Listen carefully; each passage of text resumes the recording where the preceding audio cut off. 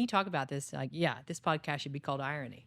But when you're, when you're looking at all those different pieces in medicine, we go from least invasive to most invasive.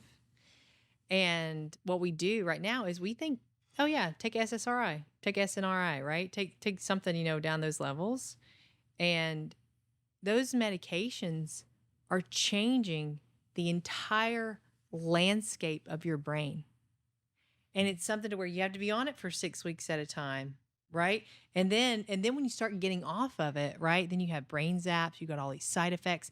And so are we doing actually the most invasive technique first, because it's changing everything, right? Versus like ketamine and psychedelics. Ketamine is a 40-minute infusion. It goes in, it gets out. It's got something called a short half-life on it, right? So it just peaks, has its high, it has its low, and it's out of your system.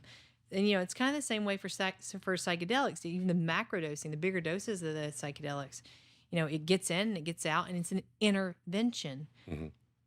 People think that medication management is a softer way to actually come in and look at these things. And in reality, it's not, because so you're putting somebody on a medication and yeah, hopefully it helps, but really you got to be on it for 6 weeks. And then you really need to effectively taper off of it. So that, which is technically probably another 6 weeks, right? So for somebody who's struggling with something acute, or short, comes on quickly or whatever else, right? And then we're saying, okay, we're going to try this one intervention, and it's going to be around 3 months to see if it works, or for you to get back to what you were.